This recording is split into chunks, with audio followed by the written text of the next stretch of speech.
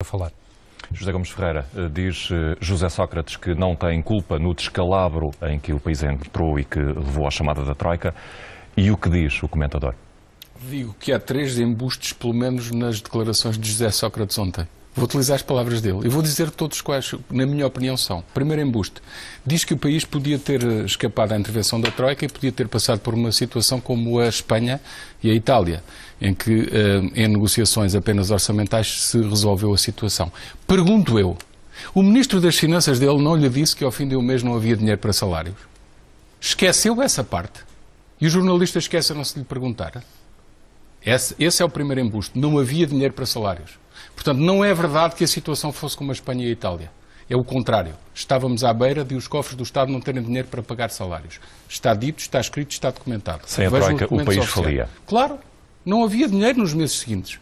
Segundo embuste, diz o ex-primeiro-ministro que a dívida pública subiu 30 pontos percentuais de 2010 para 2012. Como quem diz, quem veio a seguir é que fez essa dívida.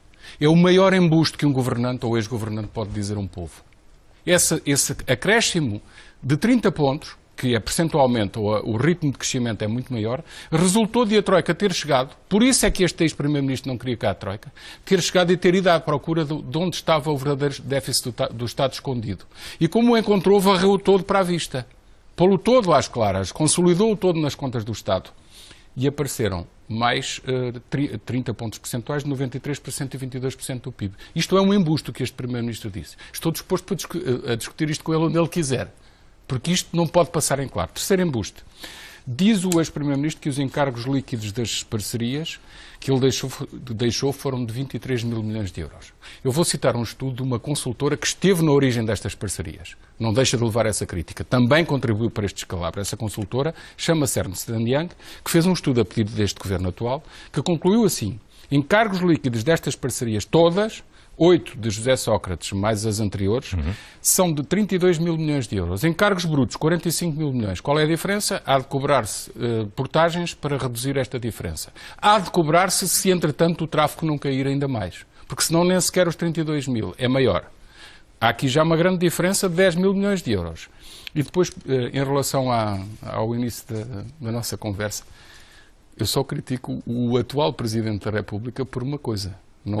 Não é por ter intervindo, é por não ter intervindo quando devia. Quando aquela loucura das estradas de Portugal ir endividar-se brutalmente para fazer as loucuras que fizeram, não foi travada e nós avisámos. Avisámos muitas vezes neste estudo. Isto vai dar muita dívida. O atual Presidente das Estradas de Portugal já o disse. Se não se fizer nada em 2020, disse até as Estradas de Portugal tem 14 mil milhões de euros de dívida direta. E se não se fizer nada em 2030, esta empresa tem 20 mil milhões de euros de dívida, de responsabilidades.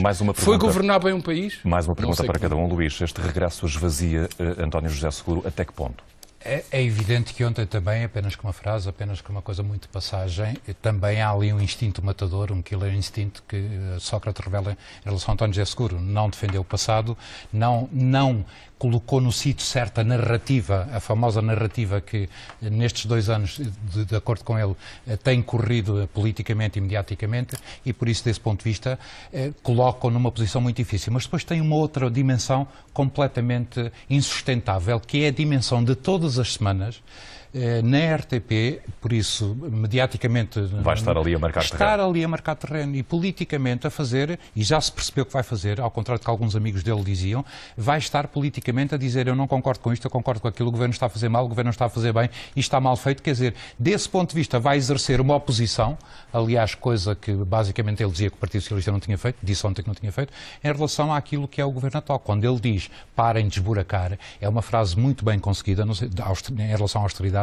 muito bem conseguida em termos de percepção pública de uma linha que não é a linha dele. Em relação ao que o José Gomes Ferreira diz sobre, em 30 segundos, eu concordo, ele é muito categórico nos embustes, o segundo embuste é verdadeiramente um embuste, quer dizer, o dinheiro da Troika de facto é que aumenta após 30%, mas Sócrates tem 2 coisas a favor dele. Primeiro, e isso ontem não ficou bem explícito, mas é verdadeiro, em 2009 a União Europeia e o Eurogrupo disseram a todos os governos e concordaram: invistam investam, metam dinheiro na rua, paguem prestações sociais, façam o que quiserem. Isso é o grande argumento para ele chegar ao tal déficit de 10% e que as pessoas já se esqueceram dessa José Gomes Ferreira, é possível, como agora diz José Sócrates... o presidente Obama continuou a fazer o que a União Europeia na altura dizia. Continuou, há um dia parar. José Gomes Ferreira, acabar com a austeridade? Não, olhemos para os outros países intervencionados, qualquer governo que venha tem que reduzir o déficit para poder cumprir um programa de assistência. Ponto. Não há volta a dar a isto. Seja ele de que partido for. Portanto, resposta, não. Esta entrevista ainda vai dar seguramente muito pano para mangas. Luís José Gomes, muito obrigado.